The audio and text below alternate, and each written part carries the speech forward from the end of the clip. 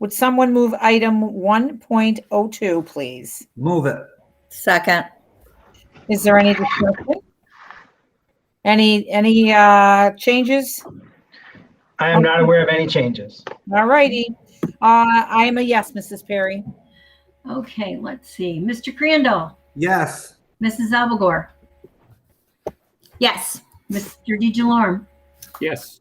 Mr. Cordone, Yes. Mrs. Lyons, Yes. and Mrs. Cooper. Yes. And for anyone watching that may have a question or a comment they'd like to share, you may please do so by emailing us at clerk@fulton.cnyric.org. You can find that email address on the district website. And again, if you have any questions or comments, please feel free to email us. We all see it. Thank you. Item 1.04, please. Move it. Second? Any discussion? Mrs. Perry, I'm a yes. Mr. Crandall, Yes. Mrs. Alvagore, Yes. Mr. DeJalorme, Yes. Mr. Cordone, Yes. Mrs. Lyons, Yes. and Mrs. Cooper. Yes. Item 1.05, please. Move it. Second? Any discussion? Mrs. Perry, I'm a yes. Mr. Crandall, Yes. Mrs. Alvagore, Yes. Mr. DeJalorme, Yes. Mr. Cordone, Yes.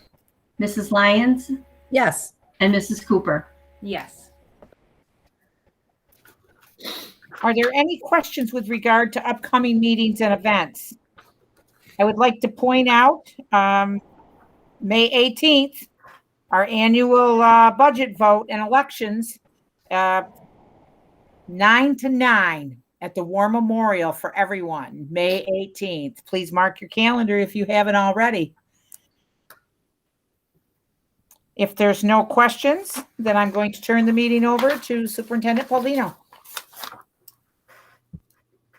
Good evening, everybody. I had an opportunity. I was just took a stroll on this windy day. I went down, and our track teams were down competing on the down at the complex. Had a nice sized crowd down there, and the kids were doing terrific. And then came up here, and the girls modified lacrosse team is playing. So lots of activities on this cold but sunny day here in Fulton. It was great to see our kids and our families out there today.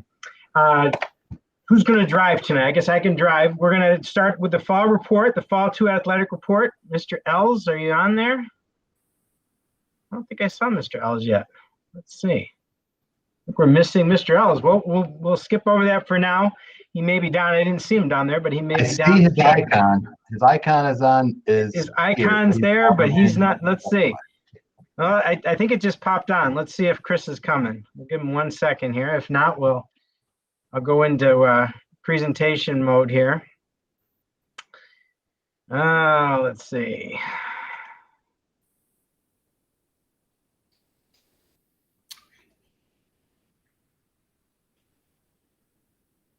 Mr. Els just messaged me that he's having technical issues with his sound. Well, that's all right. You know, we wouldn't be in the time we've come this far, and if we just get technical difficulties once in a while, that's when it'll happen. So we'll come back around. Dom, Lacey, why don't we go to esports, which was second on there. Is your slide the last slide? That's what I have it in my deck. It is. And is this the correct slide, sir? That'll do it. All right, Mr. Lacey, if you could talk about our new exciting, one of our new opportunities that's evolving, and it's just one of many as we look forward. But if we'd like to highlight esports this evening. Sure, I'd be happy to do that. For those that might not be aware, esports stands for electronic sports. It's really what it really is competitive organized gameplay. In our case, that would be between high school teams, both locally and nationally, through the High School Esports League. And for those who might be curious, there's more information on highschoolesportsleague.com. They have some really valuable information there, and I would highly recommend folks take a look. What sets us apart from individual gameplay is that it incorporates both critical thinking and 21st century learning skills, such as teamwork, communication, strategic thinking, and leadership. And as I was doing research, I was kind of looking at this because this has come up quite a bit. I know a lot of our local school districts are involved in esports. So I want to research a little bit just to see what some of the benefits are. I was pretty impressed. I was impressed with the potential and some of the noted outcomes that I was seeing. And you can see some of these on the slide here that are actually pretty interesting. Everything from preparing students for STEM-related careers, and there's a diagram. We didn't put it in here tonight, but we'll be sharing that down the road. A diagram that kind of shows all the potential careers that stem from esports. There's over 300 different careers that are noted in this one piece of research. Really interesting. Also, 200 colleges currently and universities participate in esports at that level and provide scholarships that at the last count in 2018 and 19 was over $19 million in scholarships. So that's pretty impressive. The real success is the fact that it's an inclusive program that engages students who might not otherwise participate in school athletics or extracurricular activities. And this is an opportunity to engage those students. So I think it's really one of the most important aspects of this program. We hope to begin the program this summer for high school students, grades 9 through 12, and hopefully expand that to the middle school in the fall. The folks at the high school and the technology department are working together to provide the resources and work through some of the logistics. And we'll have more information out to our family shortly. And Mr. Lisi, it is, if I'm correct, we always get the question about costs associated. My understanding is it's through the COSER? Yeah, this is the program, and most of the resources are BOCES aidable. So that includes the subscription and most of the technical resources we're using to support the gaming. So it's just another expansion of our innovation component of our strategic coherence plan. There's a nice connection there, but you also can see connections to literacy, instruction, social, emotional, in each of those areas, leadership. I think you can tie, as you see, we're trying to make those coherent connections to our plan. So it's just another element that starts to build on what we've already created. Are there any questions for Mr. Lisi or with respect to the esports? More to follow. So I would just like to say thank you for bringing something so innovative to our students, and something especially that may draw in participation from students who don't participate in other activities.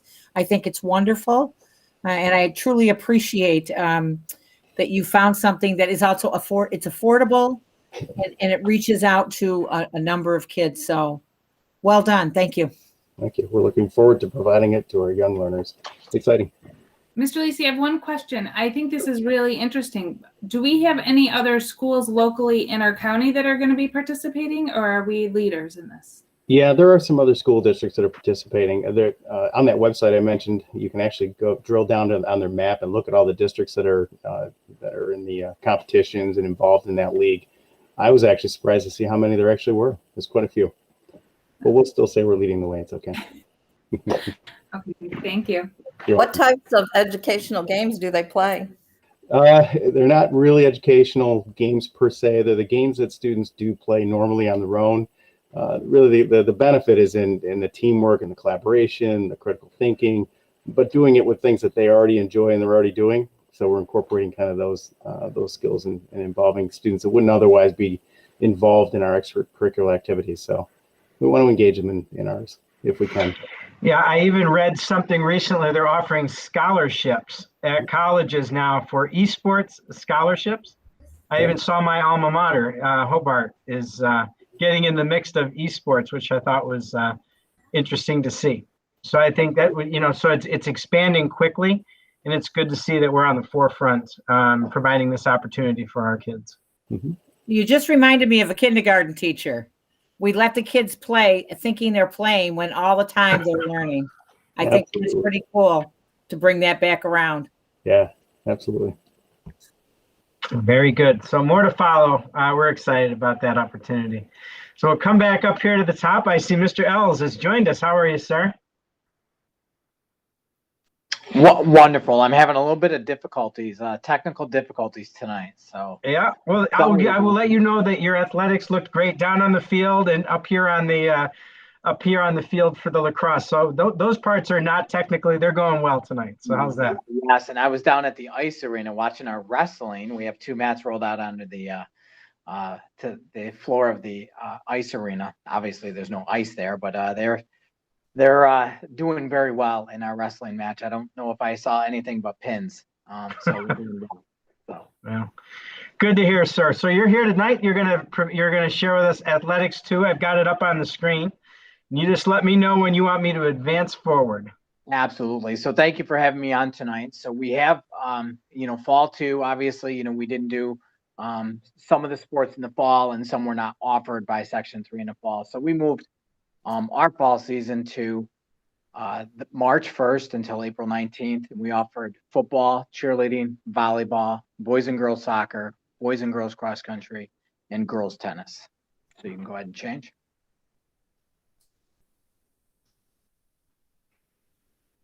Of course, I always love to, highlight our scholar athlete teams, and we had boys and girls soccer, boys and girls cross country, and girls tennis. All were scholar athlete teams recognized by New York State Athletics. That means that a team with a combined average had over a 90 or above. So we had those 5 teams all qualify for that standard. So that was great. Great job by our student athletes there. Volleyball was the only team that actually was able to put together all league awards because of the way the league actually rolled out this year. So we had first team with Natalie Frost, and she was also player of the year. And just make a small note, she's a freshman being player of the year for our league. So we have 3 more great years with her. And then Abby Polowitz, she was the libero of the year. That is a position in volleyball, a very specific position in volleyball. And then second team were Hope Mirabito and Elena Wright. So next slide. And then our participation numbers. What I found, encouraging on these numbers is that a lot of schools that we're playing against, really struggled finding numbers, finding teams, or fielding enough teams. We were able to come together. Our numbers were right in line with what we had in years past. I mean, our numbers were dropped a little bit here and there, but for the most part, we put full teams together. The schedule was very chaotic with, snow at one point and cold, rain. Some teams go on quarantine. Some teams went away on vacation. So it was an extremely chaotic season. But we were able to get, some games in there and get the kids out there playing. And the kids really enjoyed their time while they were there.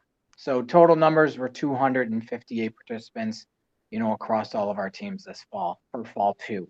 It sounds strange for fall. It was actually in March, but it's fall 2, and we were able to compete.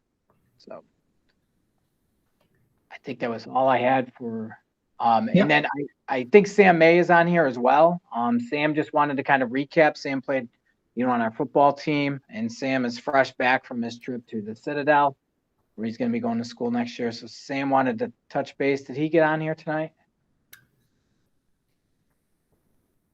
I see Reagan, but I don't see Sam as of yet. Late. Sam had ball practice. Sam had baseball practice. Okay, I should have changed it to an earlier time. So, but when Sam gets here, he'll just kind of recap a little bit of the season that they had in football and being able to get out there and, play the game that they love to play. So. Also, I believe, Mr. Ells, I think since our last meeting, didn't the CNY leagues, the CNY winter, we did quite well there as well, didn't we? First time I believe we've had that many. Yep. So CNY, so it's the CNY. It's basically based off of the ESPYs that are on ESPN. And they nominate certain athletes. They've been doing this program for, I believe this is in their 4th year that they've been doing that. And they nominate different athletes throughout the season. And we had 4 people that were recognized. We had TJ Clayton for swimming. We had Jack Broderick for basketball. We had Alexi Ingersoll for bowling. And then Bailey as well for bowling. So we had the 4 people that have been nominated.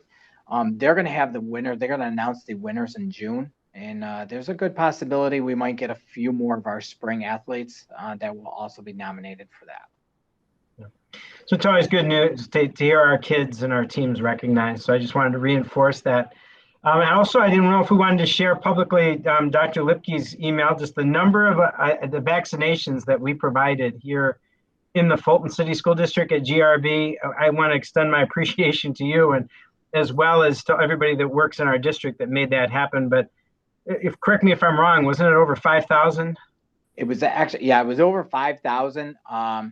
Individual people came in for the shots. I forgot to pull that up. I was looking through. I believe it was 5,600. Yeah, yep. I do believe that is correct. Not only that, we were able to pull that off, thanks to the crew that we have here, Greg LaFrat and Diana, Rathburn, really was able to, get their crews together and being able to, set tables and chairs and, help with the flow of all the people coming in and out of our building. So remember, those are, 5,600 first doses. So they all had to come back a second time for a second dose. So we had well over 10,000 people come through our doors, our cafeteria doors, and in through our gym. And what a great opportunity for our community to be able to, come in here and get their vaccines, right here in town. So it was great. That was great publicity for Dr. Lipke to reach out and gave us a huge thank you. So. Yep. So thank you to the board. I mean, you've been right behind us this whole way, from the get-go, and to show that we're at the other end, getting people and supporting people getting vaccinated. It just, it's something to be very proud of, here in Fulton, and we're so centrally located. We're just the right spot. So very proud of that. The other piece is, is it this Thursday? We're also going to be hosting a vaccination clinic for our 16 to 18-year-olds. We started rolling that out. I know we got the information just recently. So anything you'd like to comment on that, or? Well, not at this time. I mean, maybe after Thursday, I'll have a lot more to say about it. But so we send it out to our families to get students to sign up for it. We're going to do a portion of it during school, during the school hours, 11 to 12:30, and then we're going to do some of the students who may be a Tuesday, Wednesday student will be able to come in after school hours from 2 to 5. I believe they're going for that as well. So they're going to be doing the first dose of the Pfizer, and then the second dose will be on June 4th. June 4th. Yep. So we're continuing at it, and it's just great to see. So thank you, Chris, and all you're doing with our athletic program, as well as our program with our COVID and everything COVID. Also, isn't it Nurses Week this week? I was going to acknowledge at the end that it's thank you to our teachers for Teacher Appreciation Week, and a week isn't enough to honor our staff for all the work that they do. But this week is Nurses Days this week as well, correct? So the official recognized day is tomorrow for our school nurses. Last week was Nurses Appreciation. Tomorrow is School Nurses Appreciation Day. So if you happen to know a nurse, thank a nurse, especially a school nurse tomorrow. So thank you. And I look forward to reaching out to them tomorrow and thanking them for everything they do. I look at the charts every afternoon and have to enter on the state dashboard. And let me tell you, they provide a lot of information each and every day. So thank you to you and your team, Chris. And with that, we're going to move on. If there's no questions, on to Aaron's Law. I'm going to stop presenting. And I'm going to turn it over to Ms. Geithner to provide an update with respect to Aaron's Law. We've been having some discussions. We wanted to provide an update to the board. Ms. Geithner. Okay, I should be sharing my presentation. Hopefully all of you can see this. This is just want to speak briefly from the implementation document that Mr. Polvino shared with the board earlier this week in updates. To give some background on what Aaron's Law is, it is a law named for Aaron Nairn, who is a survivor of child sexual abuse. And Aaron's Law has actually been enacted in many states across the country. New York State was the 37th state to enact Aaron's Law.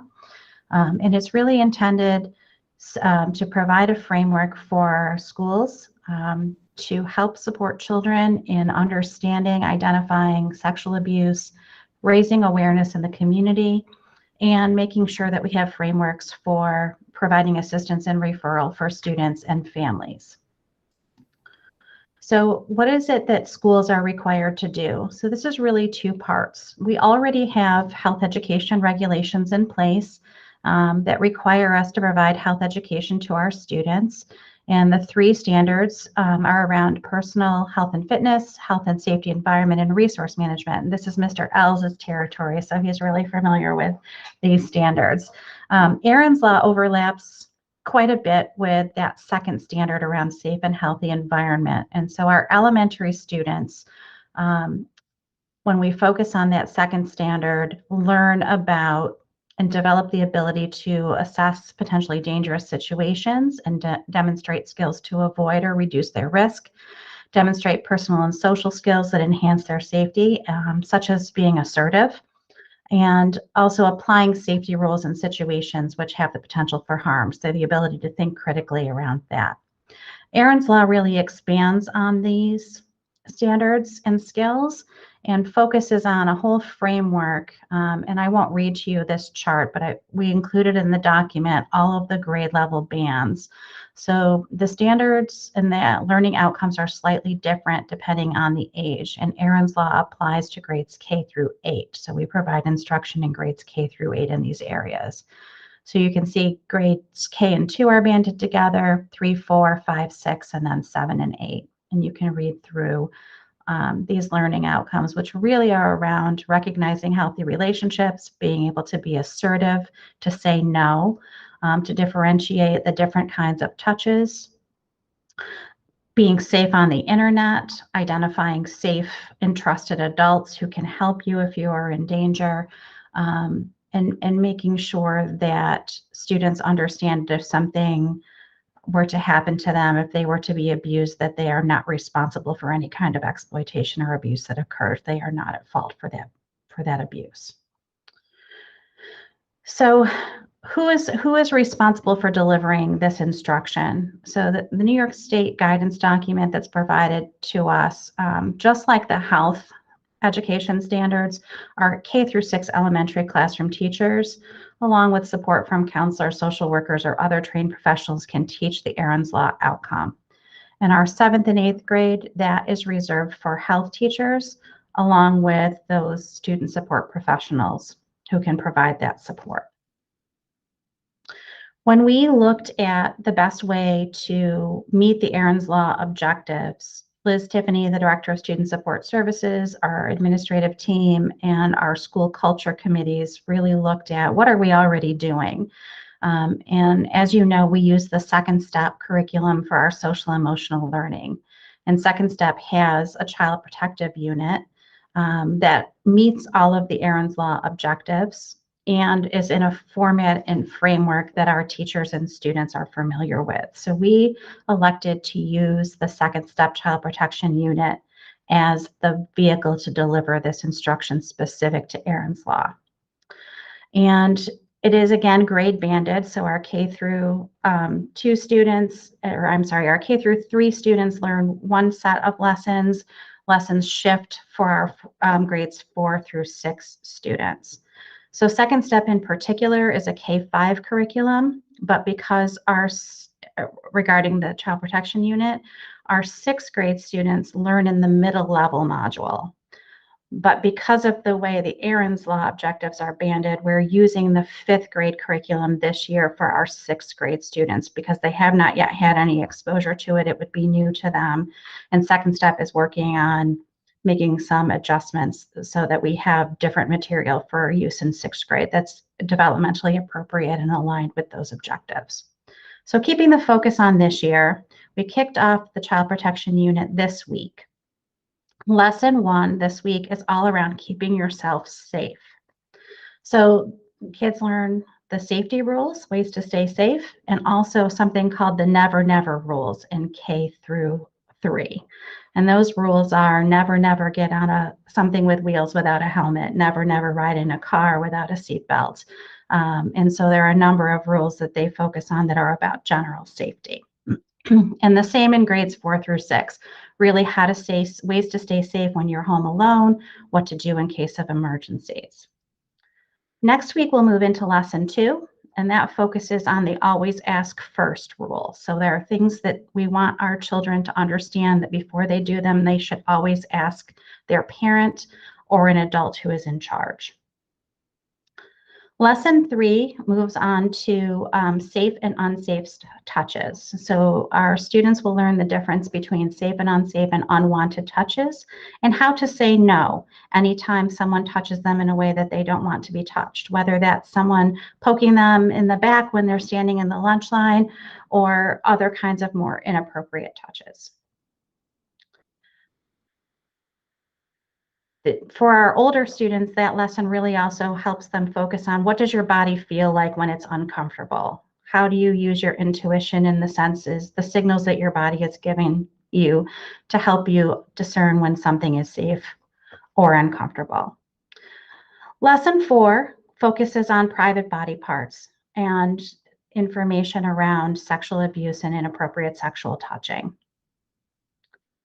And then lesson 5 really focuses on making sure that if someone breaks the touching rules that are taught in lesson 4, that students know how to tell an adult and how to say no and be assertive and help keep themselves safe.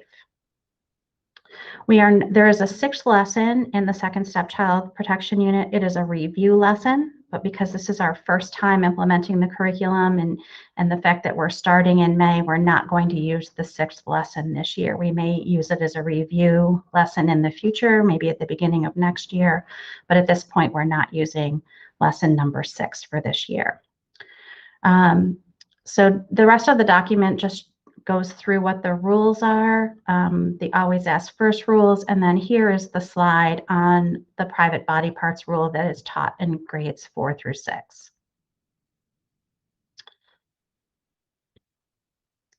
Just to give you a little bit of a sense of the timeline of how we went through this process of developing our plan for implementation around Aaron's Law instruction. In October, we received a letter from Interim Commissioner Rosa at the time telling us that Aaron's Law was beginning this year and providing some guidance and resources. In December, Liz Tiffany attended a New York State School Counselors Association webinar that was specific to Aaron's Law, and we received confirmation that in fact all of those instructional obligations were going to be in effect this year and we were not going to be delayed in the implementation. Liz brought that information back to the superintendent and directors team, and we began the discussion in December around Aaron's Law, what curricular resources were available, and when we could schedule this instruction within our school day.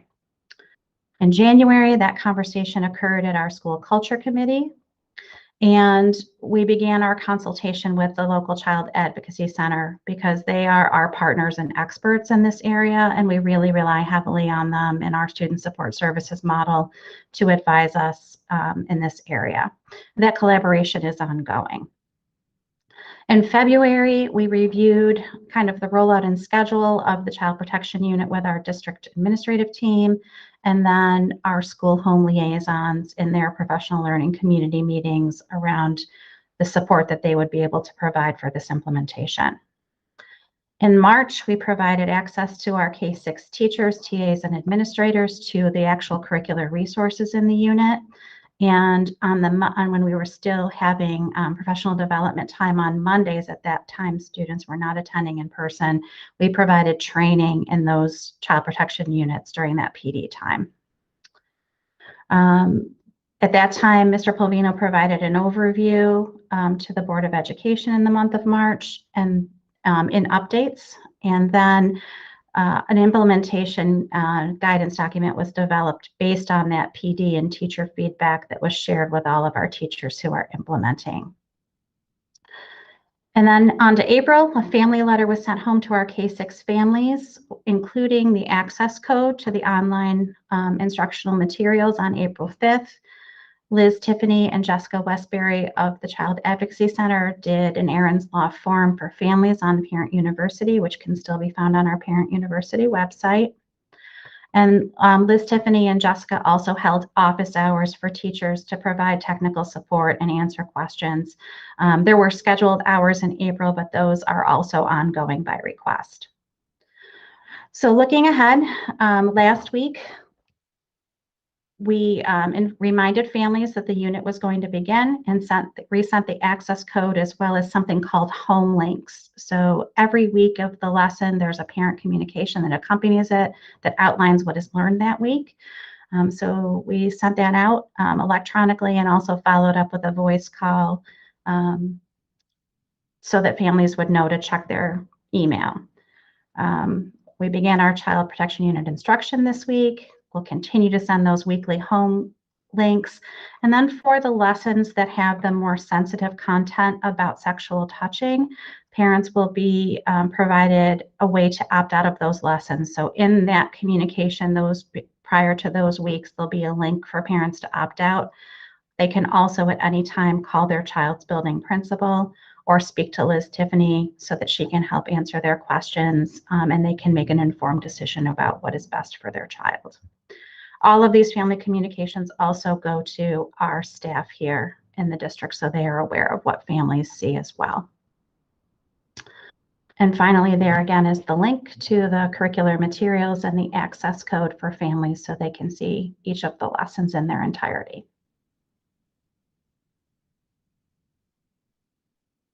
So I'll take any questions that you might have.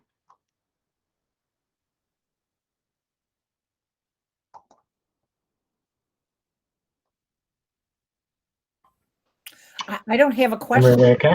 I just want to thank you for the presentation. It was a lot of material and you've been working on it for a while. And I appreciate being updated so that I understand how it fits in. It's really just an enhancement to our health curriculum. Thank you.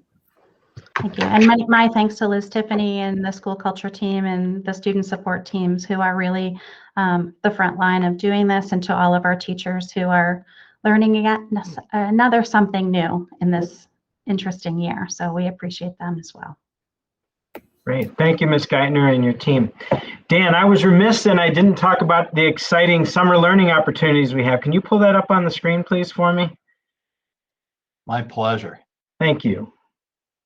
So one of the things that comes along with, as we're extending opportunities is we've decided that we actually applied for a New York State grant before the federal monies actually were appropriated. So we're waiting to see, fingers crossed on that. That's a 5-year, $1.5 million grant, which could allow us to do some really unique things over 5 years in our summer programs. If not, we will look at our federal stimulus. So one way or the other, these are the opportunities that we're looking at this summer.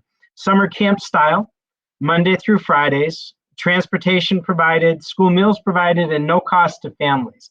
So what's this look like? Can you move us to the next page there? So we have our annual special education extended school year, as we've always had. I think one of our greatest accomplishments a year ago was we did in-person special education extended school year using summer camp guidance. And so here we are already preparing for next year's guidance, or this year's plan to provide those required services. And you'll see that window of time is there. So we're excited about that. The next thing we'll be providing, and team, please jump in at any time, the grades K2, Fulton City School District Bridges to Success. It's going to be camp style.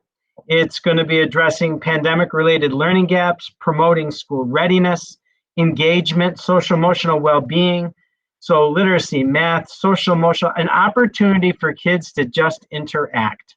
So imagine that. So we're really building those opportunities in kindergarten through second grade. You can see that they are windows of time, the 6th to the 16th, or the 19th to the 30th, or the 2nd to the 13th. So it lends itself to opportunities to attend one or all three, and it lends itself to flexibility as well. So you can see the time frames there. And I believe we're also we're assimilating with our community programs as well, Ms. Geithner, is that correct? Yes, partnering with Oswego County Opportunities. So there is a full day option for families. They'll provide an enrichment program opposite the academic program.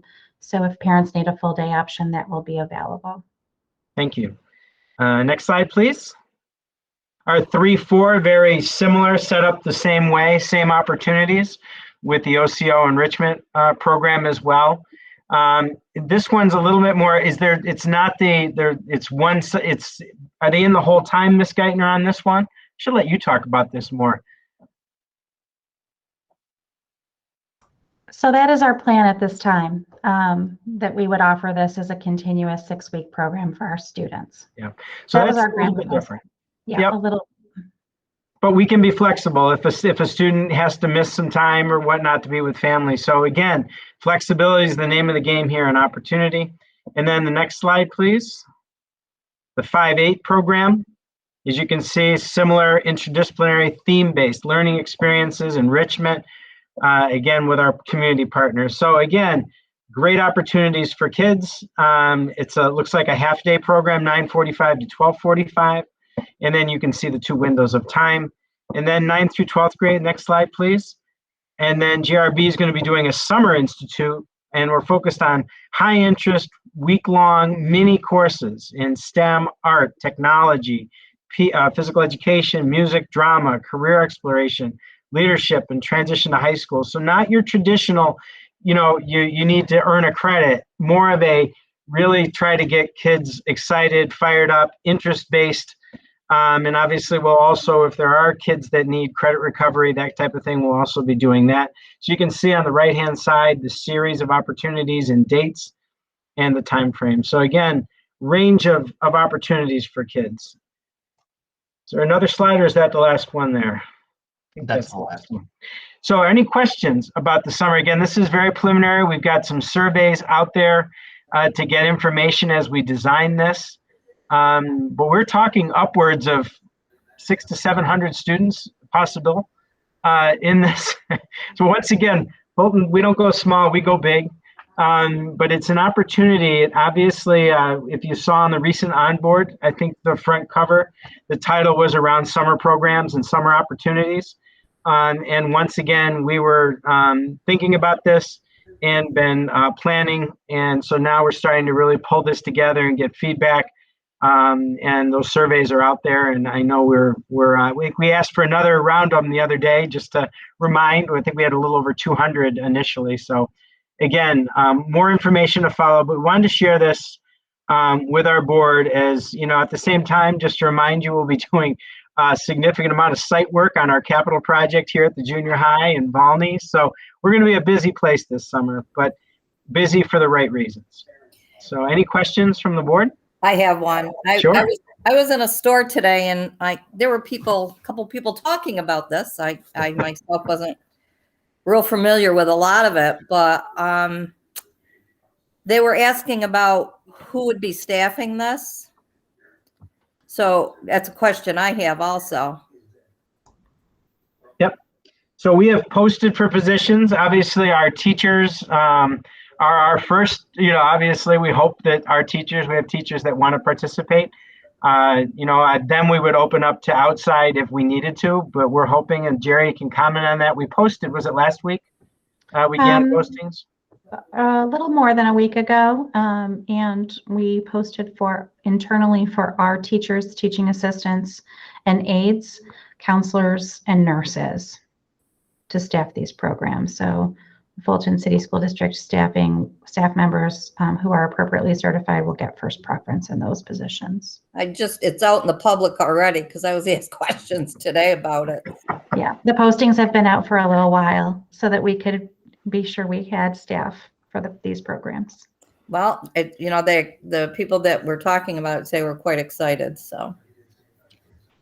Good Yeah, thing. I think that's one of the biggest challenges, Ms. Lyons, that we're thinking about. I mean, people have been our staff's been going full tilt, full throttle, since last year. And, but we know we want the best in front of our kids. So we're hoping that all of our, staff that is interested comes forward, and we know they'll make it exciting, engaging, and it'll just be a great opportunity for them as well as for our kids. Mr. Palvino, will the Fulton City School District be providing transportation for these programs? Transportation is built in to the programs. Thank you. And then my other question is it possible, just so we get a really good result on the survey, to maybe do a phone call blast for those parents out there that, like me, that just get struggle to keep on top of things? We can do that. Thank you. If I get a phone call, I remember a little bit better. Absolutely. And obviously, as we get closer, next couple of weeks, we'll be putting a lot more information out and really reminding parents, because we really want to, by mid-June, we want a really good idea of participants, so then we can staff and plan and bus route and all the other good stuff that we need to do to go along with that. Okay, thank you so much. Yep. All righty. Any other questions with respect to presentations so far? All righty. I'm gonna do the School Safety and Security Committee update. And I did put a brief summary. I'll just read off and I can provide it to you. So we convened a School Safety and Security Committee. Hard to believe it was last September. And we met 6 times, and we had very good meetings over that time, about once a month. The purpose of that work was really to discuss the vacancy created for our school resource officer when the Fulton Police Department had to make some different changes and different kinds of things. But I think you'll hear by the end of tonight's update that things have kind of come full circle with some things. I want to extend my appreciation to all of the team members. There was one of the most well-attended committee meetings, and I had asked Nick or Fallon to jump in. I think you're at every single one of the meetings, and I think Dave and Robin participated as well in a couple. So again, very well, always everybody attended, so it was a very well attended. And the purpose was really we follow the process. So we found out in late July that we needed to make an adjustment. COVID, in a way, helped us really spend some time really going through this process. But according to Section 32, Chapter 59, and Commissioner's Regulation 155.1.2, you actually have to follow a process when you go through this. And so we did that. We created the team, and the process is pretty clear, that a diverse team. And then, so what we did at that first meeting, we talked about what are our needs and what are our desired expectations for this role. And here's what we came up with. Want to have a focus on safety and security. It's important that this individual or this role is engaging, that there are relationships with our kids, with our staff. It's all about engagement and relationships. We want a role that has knowledge of our community, has an understanding of our community, and connections to the community. We talked about a restorative practices approach. We talked about a whole school relational approach, strategies to building our climate, and addressing student behavior that fosters belonging over exclusion. We talked about social engagement over control, and we talked about meaningful accountability over punishment. So really, it was very interesting. The team really generated so many ideas aligned with our code of conduct, aligned with our strategic coherence plan. It was really interesting how the team knew and had an idea of what they wanted. And we revisited these at each meeting. I would read them, I think for the first 4, finally after the first 4 meetings, I didn't read them every time, but it reminded us of what we were looking for. We also focused on strengthening our overall safety systems on all of our campuses, physical safety, health and social safety, social and psychological safety, and mental health. We had a lot of good conversation with them. I had a very good conversation with Mentor today. Zach Mentor and I actually had a great conversation today. And because that was some of the questions and things that we're doing, so I can share that as well.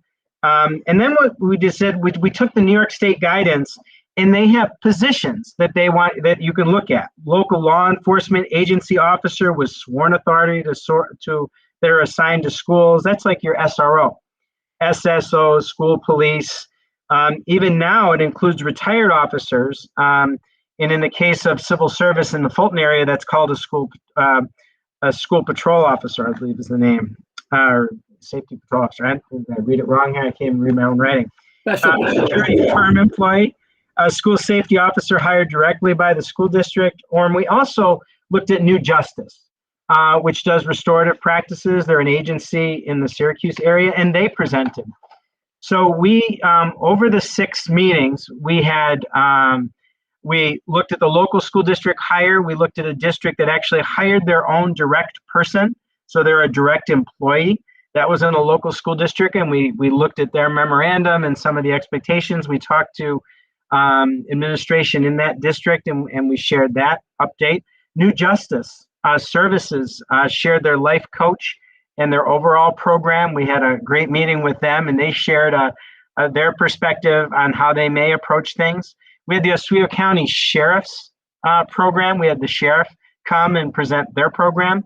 And then finally, we had the Fulton City Police Department, and Chief Westbrook came and shared along with his deputy chief, and shared, and where they've evolved from last July, where they really hadn't really kind of flushed that out of what that could look like, to now actually feeling very comfortable with that opportunity. And we had a discussion with them, and they shared, and that was just a couple of weeks ago. So things kind of evolved. We went slow, but we went steady.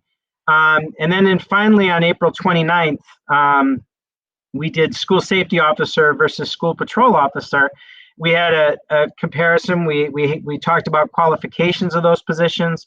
We talked about costs. We talked about their roles, their responsibilities, the things that they could do and they couldn't do. And we talked about the civil service status, which would be affiliated with either one of those.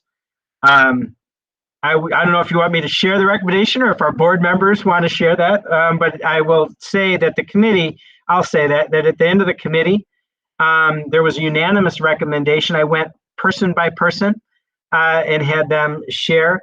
It was unanimous for the school patrol officer affiliated with the Fulton City Police Department, that we would actively participate in any hires that and a memorandum of agreement would be mutually agreed upon to have all the components that we are looking for. Examples would be training, for example, our trauma-informed training that all of our staff has received, our trainings around therapeutic crisis intervention, whatever we want them trained in, they would participate in and such. So really a true partnership, and really a strong one there. And we would be at the table selecting that retired officer. Those are the main points. I don't know if Fallon or Nick, you want to add to any of that? Trying to look around, a couple of my, Jerry was very much an active part of that committee as well. So anything you'd add to that? No, I think you did really well. I think, just again to reiterate that it was really a community-based committee. We had everybody from administrators, teachers, to staff, to community members, and that I was really pleased with the willingness for the participation for mental health training to partner with us in the future. Everything from dealing with individuals with special needs to, mental health crisis. I was very excited. I'm really excited to move forward. Nick or Dave or Jerry or Robin, y'all participated in different meetings, and you may have different perspectives. I value all of them. So No, I agree with everything that you said. We just found that the special patrol officer through the city of Fulton was one that met our needs the most, and that the SPO versus the SRO would be that SPO is assigned to us rather than to the Fulton department and having to do other duties. He's totally ours. And so we don't have to worry about them going back, not having them at any given point. Brian, No, I want to thank you all for taking the time. I know this was a very full process, but you followed the process as it was designed for us to follow, and I appreciate that, because you know how I like to follow the rules. And I feel that you covered all the bases. You looked at everything. You didn't just rush in with one or two ideas. I thought the committee was very fair and open to everything that was there. And most importantly, I'm very pleased that you, as a committee, that everyone worked hard to put together what it was we want for us. This is what works for us. It may not work for someone else. And that's why this is so important that we followed the process, because you are recommending something that everyone in the committee believes is right for the Fulton City School District. So thank you. And special thanks to the Fulton Police Department for having found a solution to helping us out. And I'm very grateful for that partnership. They have been longstanding great partners of this school district. And it's nice to know that we can keep that partnership thriving. So thank you. Yeah, Robin, I'd also like to mention too, just to our community, that the cost associated with this was very also reasonable. And with a retired police officer, the district doesn't pick up those extra costs of health insurance and things like that. And so it really helps with our budget and our community members, tax base and things like that. So I just wanted to add, and just to reiterate what Robin said, I could not participate in every meeting due to the timing of the meetings, but the ones that I was able to attend, I thought were well done and well organized, and I really appreciated the process. So thanks, Brian, and everyone who participated.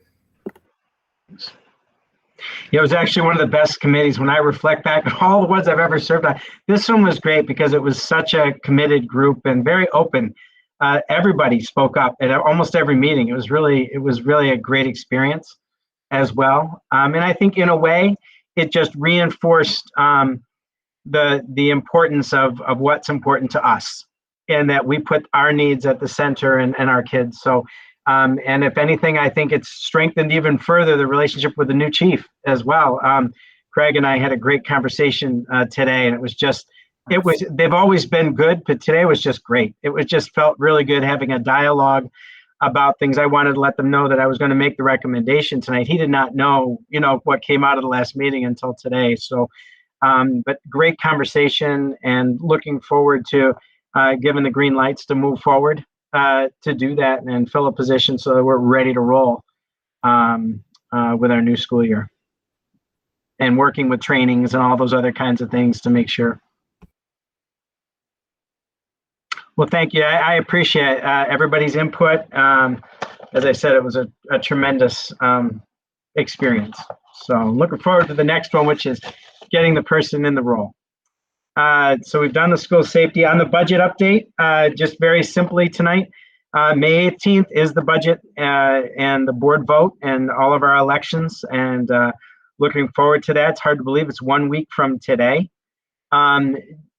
Where is Jean? Jean's on there. As far as the health and safety, just a reminder, we do have those on our website that we will, you wear a mask when you come in. We will be making sure we have clean pens and all those other kinds of things, and following procedures, and as well as the distancing as well. We'll be doing that, and have set up like cones or whatever. We'll have those increments. Anything else you would add to that, Ms. Perry, that I'm forgetting? Okay. And then finally, we got guidance on the federal stimulus yesterday. So we're working through, printed out the 18 pages out of the portal to try to figure out, there's a lot of assurances in there, and just, kind of, we'll do this, we'll do that. But then we'll start working on some things. And at our next board meeting, we can provide an update. We have gotten, we've gotten feedback in different areas so far, and we'll continue to do that as we build the plan. And we'll follow the process. Looks like the application target is June 15th. That was in that document today. So we'll continue to go through that and really hone things. I mentioned summer school. If the New York State doesn't announce their grant, we'll build it this way, and we'll go that direction. So we've already got a lot of things that we've started for summer opportunities. And then over the coming weeks, we'll start to flush out this federal program, and I'm really interested in digging into it. Are they planning us out a year, 2 years, 3 years? So I just need to dig into it more. We have a meeting tomorrow to dig into that document. My senior leadership team will go through it and really start to break that document down and start to put together the processes that we need to put in place so that we have a strong plan to present to the board at our first June meeting, because I'd like to share that obviously before the June 15th submission date. So that's the updates from the superintendent. And once again, extending my appreciation to our entire staff, teacher appreciation last week, our nurses this week, but I appreciate our staff each and every day. They're absolutely amazing, and I thank them for all of the work they do. And with that, I'll turn it over to you, Ms. Griffin. Thank you. Thank you. Would someone move item 4.01? Move it. Second. Any discussion? Mrs. Perry, I'm a yes.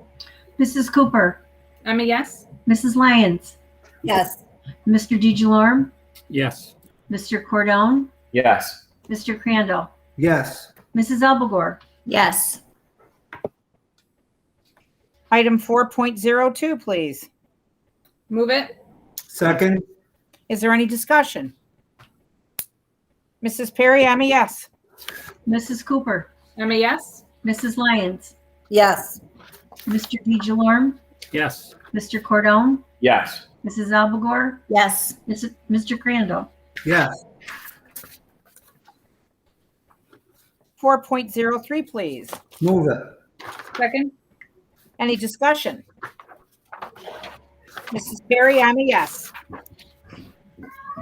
excuse me, Mrs. Cooper, I'm a yes. Mrs. Lyons, Yes. Mr. DeJolorme, Yes. Mr. Cordone, Yes. Mrs. Elbegor, Yes. and Mr. Crandall. Yes. I wonder if my colleagues would like to batch 4.04 through 4.06. Move it. Second. Any discussion on those items? Mrs. Perry, I'm a yes. Mrs. Cooper, Yes. Mrs. Lyons, Yes. Mr. DeJolorme, Yes. Mr. Cordone, Yes. Mrs. Elbegor, Yes. Mr. Crandall. Yes. Item 5.01, please. Move it. Second. Any discussion? Mrs. Perry, I'm a yes. Mrs. Cooper, I'm a yes. Mrs. Lyons, Yes. Mr. DeJolorme, Yes. Mr. Cordone, Yes. Mrs. Elbegor, Yes. Mr. Crandall. Yes. Item 6.01. Move it. Second. Any discussion? I just want to say thank you again to the policy committee. You folks have been cranking them out this year. Thank you, thank you, thank you. I'm a yes, Mrs. Perry. Mrs. Cooper, I'm a yes. Mrs. Lyons, Yes. Mr. DeJolorme, Yes. Mr. Cordone, Yes. Mrs. Elbegor, Yes. Mr. Crandall. Yes. I'm wondering if my colleagues would like to batch 7.01 through 7.06. Move it. Second. Second. Any discussion on any of those items? Mrs. Perry, I'm a yes. Mrs. Cooper, I'm a yes. Mrs. Lyons, Yes. Mr. DeJolorme, Yes. Mr. Cordone, Yes. Mrs. Elbegor, Yes. Mr. Crandall. Yes. All right, we're at board forum. Okay, so Mrs. Abelgore, would you like to start? Sure. I'm really thankful to Mrs. Geithner for providing us with that information about the Aaron's Law. That was a lot more information in there than I realized, and I think it's going to be very beneficial to our kids. So thank you very much for sharing that with us. And I don't have anything else tonight, so you guys all have a great evening. Thank you. Mr. Crandall. I'll thank everyone for their presentations. And that's it. Mrs. Lyons. Well, I want to say thank you to all the nurses, ones that we have now and the ones in the past. We've had some really good employees as far as that goes. Again, I'd like to say thank you to Ms. Geithner too. She elaborated a lot on that, and I appreciate it. And thank you. Mr. Cordone. Yes, I also would reiterate the same with the reports, especially those regarding our athletes, and also to say that I was pleased that the high school juniors could have their prom this past weekend, and got to participate in the cold picture taking off the Lake of Ontario. But hopefully the rest of their evening was warm. That's it. Mrs. Cooper.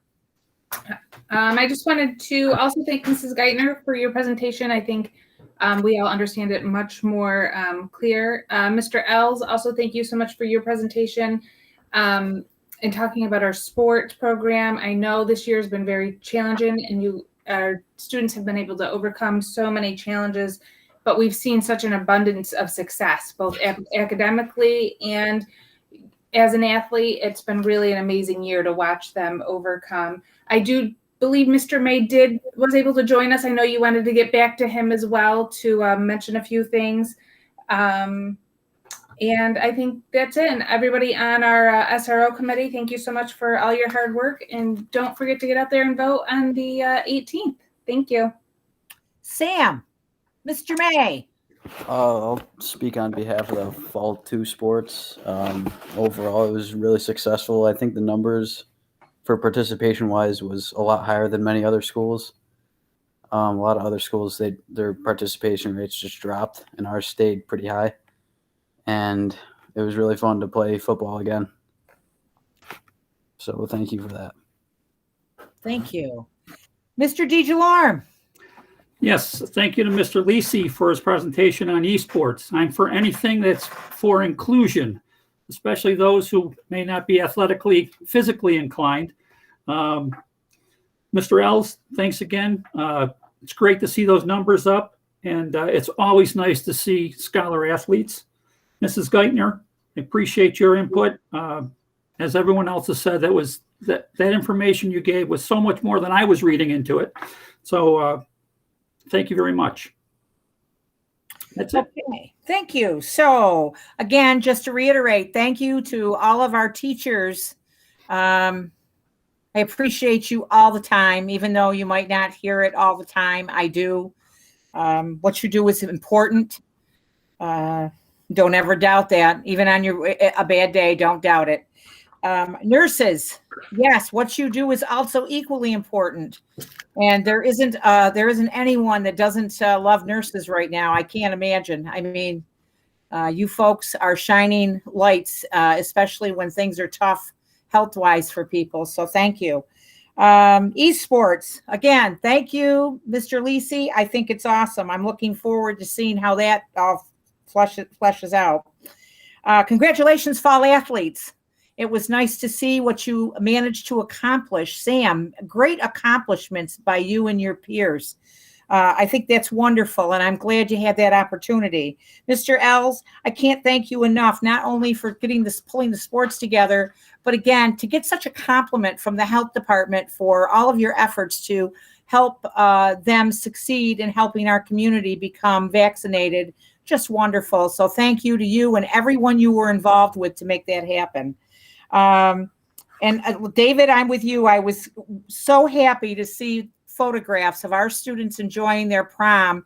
It made me a little sad for our kids last year that didn't have that opportunity, but I'm just grateful that people were able to do more this year and we better understood what we were dealing with.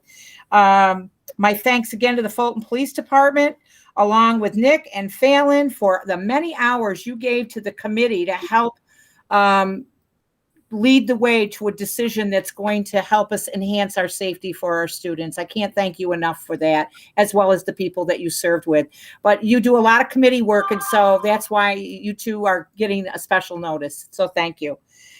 With that, I have nothing else. I know you're grateful for that, folks. So how about we take a 5-minute break, and then the board needs to come back and take care of an executive session item. I want to thank anyone and everyone who's watching this evening. We do appreciate your attendance. Yes. What did I forget? We need to move 8.02. Move it. Yes. Is there a second? Second. Any discussion? Mrs. Perry, I'm a yes. And thank you. Mrs. Cooper, I'm a yes. Mrs. Lyons, Yes. Mr. DeJarme, Yes. Mr. Cordone, Yes. Mrs. Albagor, Yes. Mr. Crandall. Yes.